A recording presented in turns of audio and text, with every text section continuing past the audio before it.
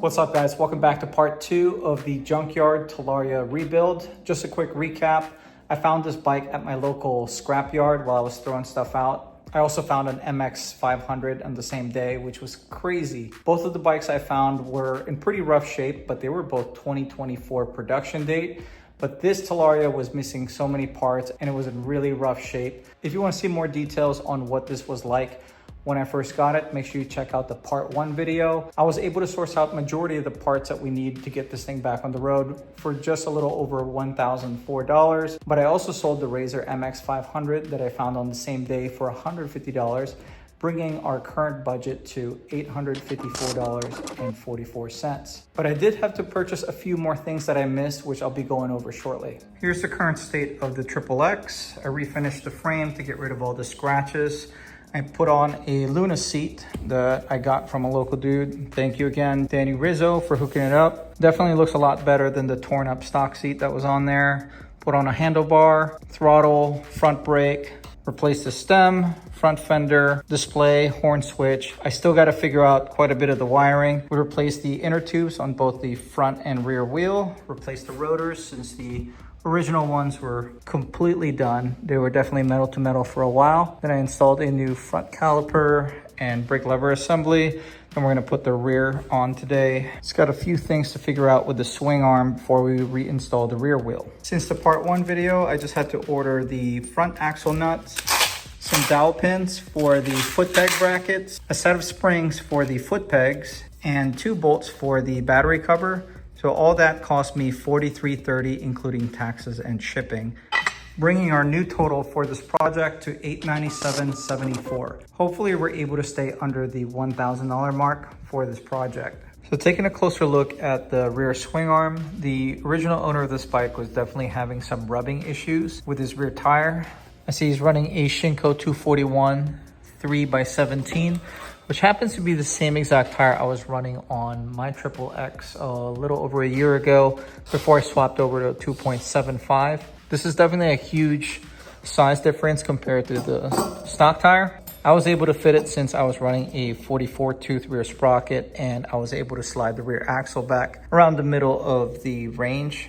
The only other way that you can fit this tire size is to add 2 to 4 links to the original chain and slide the axle back. But this guy still has the original amount of links on this chain, and he had his axle move forward as far as possible on both sides.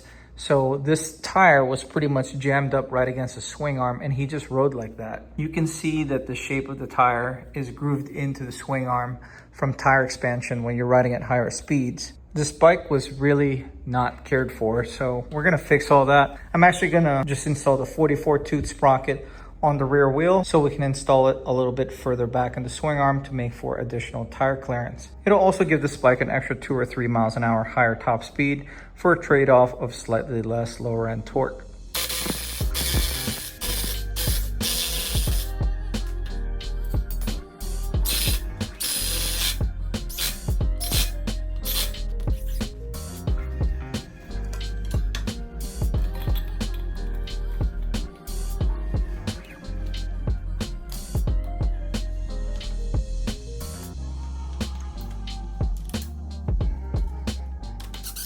I'm not going to torque down the rear axle quite yet. I want to make sure that the axle blocks are adjusted evenly on both sides to make sure that the rear wheel's tracking perfectly straight and that we get enough tension on the chain by backing out these adjustment bolts on both sides of the swing arm, lock them in place, and then we'll torque down the axle nut.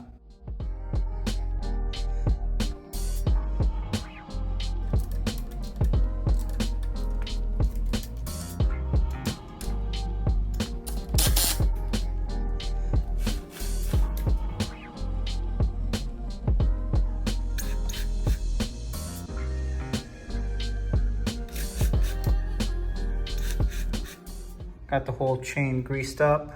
No longer has the lingering surface rust on there. And as you can see, the tire is perfectly square to the swing arm since I got the axle blocks adjusted on both sides.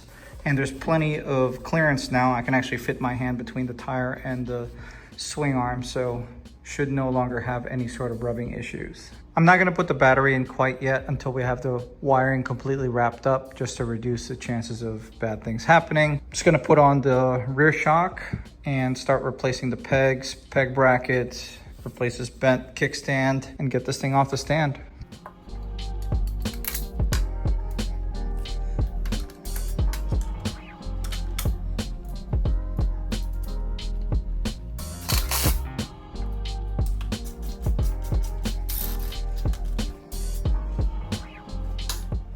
So I'm putting on a Sur-On replacement kickstand that I got from Amazon. It is a little bit longer than the XXX one, which is okay because both tires are significantly larger than stock, so the bike sits a little higher. So let's put it on and see how it stands.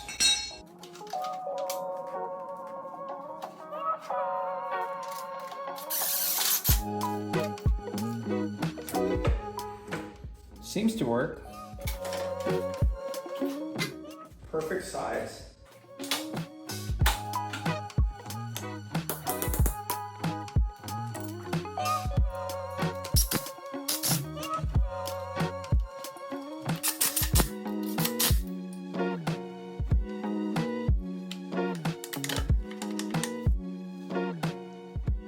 See how there's these rounded scratches on the peg mount brackets? That's because the original owner didn't have dowel pins installed to keep the peg mounts from spinning in place. So I don't know how he comfortably rode around with a rotating peg like that.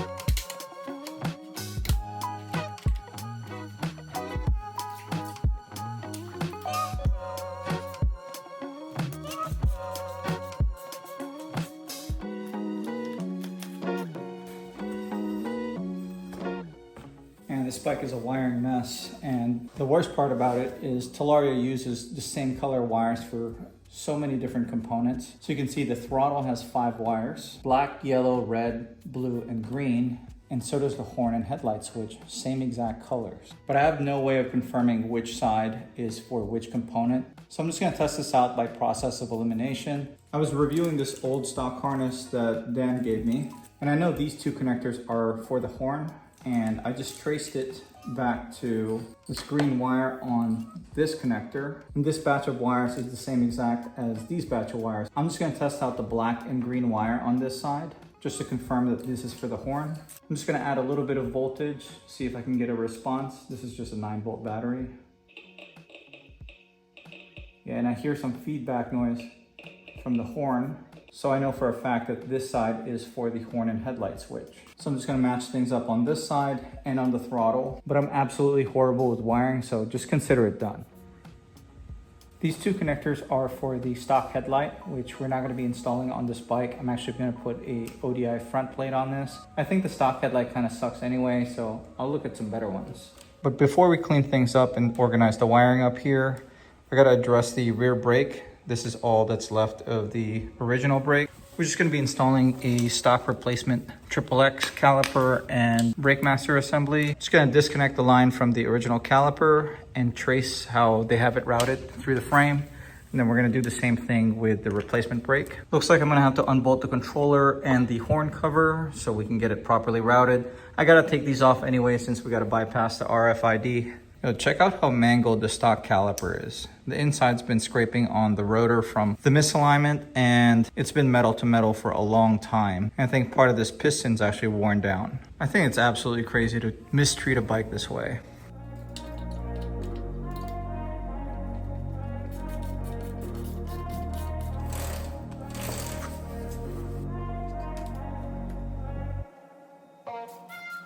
Also gonna be taking the side covers off because we might as well check whether or not the brown wire's been cut. I'm trying to make sure that this Talaria has the full power completely unlocked. I also like to have my bikes going at least 50 miles per hour. Drive belt's also a little bit loose. Should definitely get that adjusted a little tighter. Not sure what's going on here. There's like some electrical tape. Comment below if you happen to know what the previous owner did here. Oh. Pretty sure this is the NFC box that I was gonna access from the other side. To completely bypass this, we just have to bridge the red, white, and red, black wires on this side, and then the bike should be able to turn on without any key tags. All right, after taking a closer look at it, the previous owner definitely snipped the brown wire, so the speed's already unlocked on this bike.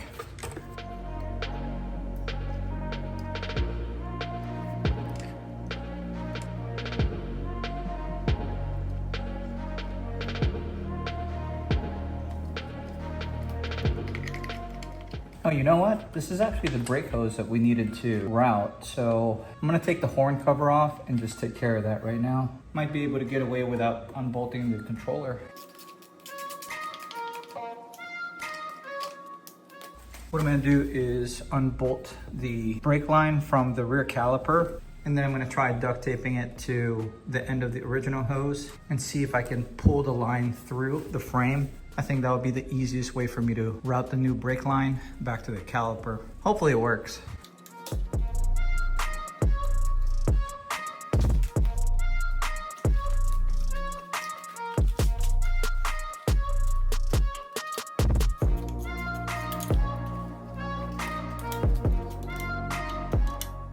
Of course, since we disconnected the brake line, we're gonna have to add some fluid to the master cylinder and then bleed it.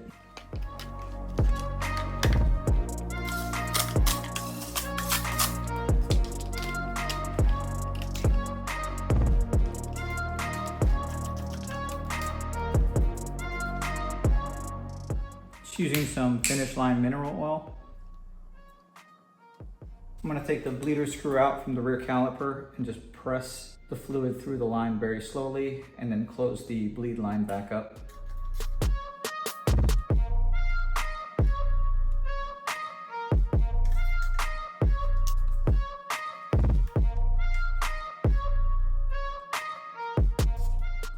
So make sure that there's a lot of slack.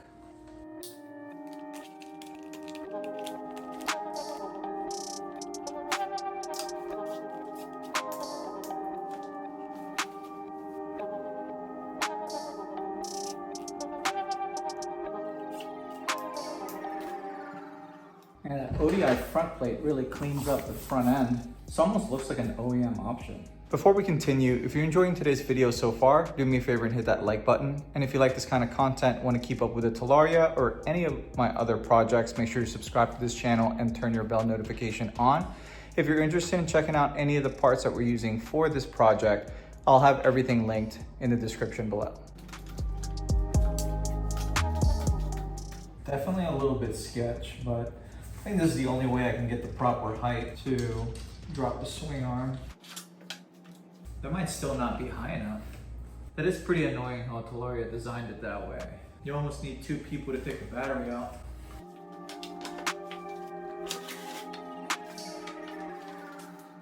Yeah, I'm definitely a little bit nervous plugging the lead connector on the battery since we really don't know this bike and I'm still not 100% sure on my wiring. So I definitely have a fire extinguisher close by just for safety reasons in case things don't go as planned. Let's do this. Let's see if it'll power on. Horn works. Nothing on the display though. Oop, throttle works.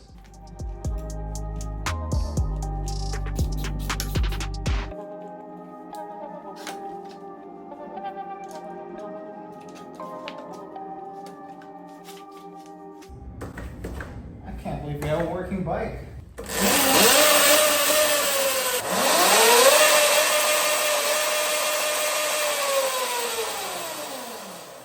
Well, there it is, guys. We got a Talaria XXX from the junkyard and got it put back together and running for less than $1,000. I think right now we're at $897, but after doing further research, it looks like the display that we have is designed for an MX3, not this generation Talaria. We need one with the 9-pin black connector, so I gotta order one from Luna Cycles. Since I don't want to lose the function of the display, being able to switch between eco and sport mode, I'm pretty sure the bike is stuck in eco mode and I have no way of switching to sport since the display doesn't work. I also don't want to lose the other functions of the display, such as being able to change the gear ratios in case I change the rear sprocket and rear tire size out. I also have no way of knowing how much battery life I have if I'm out on a ride with this bike. The rear brake is also not fully bled at this time. I gotta redo that before we take this thing out. And I also still have to tighten that drive belt on the motor. So I wanna make sure that all that is addressed and throw a headlight on this bike before we call it done and take it out for the first time. For the meantime, we're gonna take a break from the junkyard Talaria project and hop on my 74 volt XXX and meet up with my buddy Nate. I'm trying to ride some trails today. This Talaria XXX is certainly a little bit different from the other one. We've got a few more upgrades, such as the EWatt 74 volt 44 amp hour battery. I've got the nuclear P24F controller, 2.75 inch synchro tires front and rear, right Floso rear shock, right Floso heavy duty fork, Warp 954 tooth rear sprocket, some Shimano brake pads with the heat sinks on them. This bike actually goes over 60 miles per hour and has quite a bit more power output. I think it's around 16 kilowatts. If you're interested in getting more information on any of the parts that we used for this bike, I'll have the full build list in the description below. Yeah, I don't like this display either. I put a Warp 9 stem lock on this, and Nuclear has their own like cap up top, so I had to zip tie it. Yeah, I gotta figure out a permanent mounting solution. Gonna be riding with my buddy Nate. He's on his brand new Sur-Ron Ultra B. I think it's pretty much stock, but it does have some Warp 9 wheels on that. 21 inch front, 18 inch rear, because he likes to do some trail riding.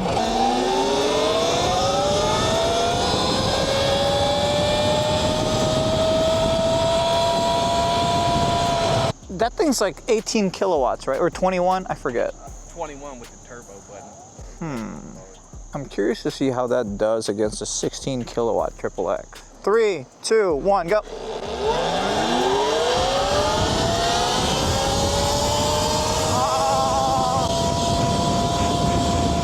Almost.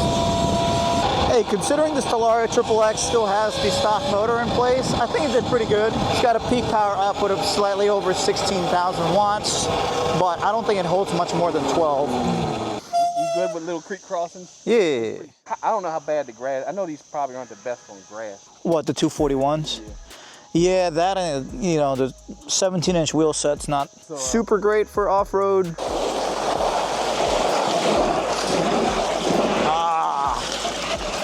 I'm kind of glad we didn't take the junkyard Talaria because it's definitely not ready for something like this quite yet.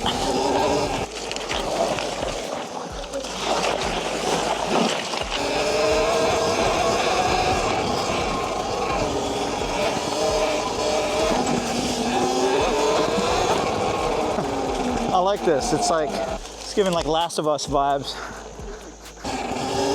Damn, I keep getting smacked by all these thorns. If I knew it was this raw, I probably should have worn my dirt bike gear.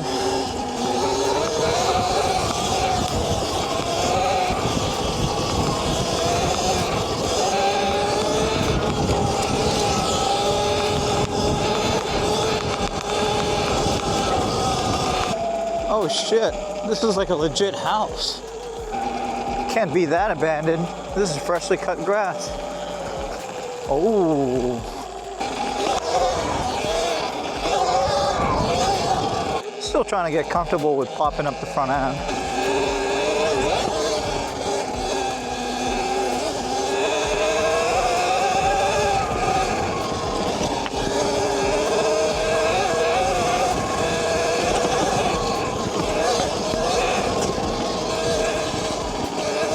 Yeah, this right Floso suspension's definitely been holding up a lot longer than the original D&M suspension. So the rear end still feels a little bit stiff for me. Holy shit. I do not know how we saved that. Yeah, the Shinko 241s are not the best in like wet grass situations. Ah, the thorns are still killing me.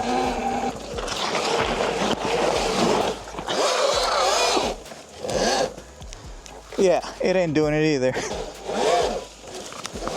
Oh, come on.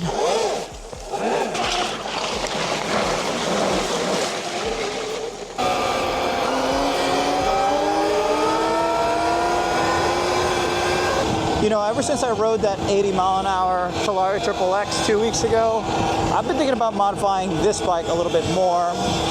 I'm tempted to get the Socian motor upgrade since I know that this battery is capable of doing 30 kilowatts. The controller is the limiting factor on this bike. I think the nuclear P24F controller maxes out around 18 kilowatts, so I'm not sure if the motor upgrade would be worth it.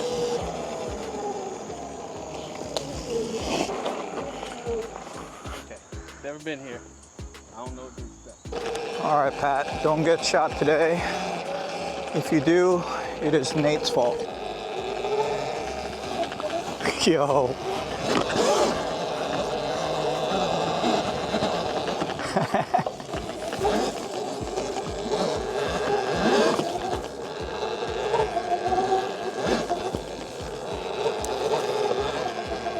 You want to just keep going to the top? Yeah. All right, we're just gonna keep climbing to the top.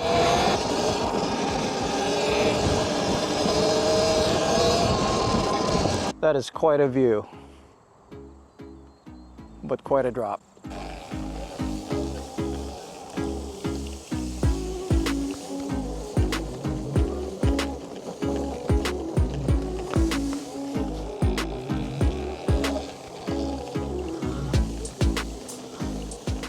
Got to keep in mind that Talaria XXX came with street tires, and it's definitely not designed for any sort of enduro environment like this. I feel like my respect for this XXX has gone up a little bit more and more throughout the day. I feel like it's always fun to discover new places to ride.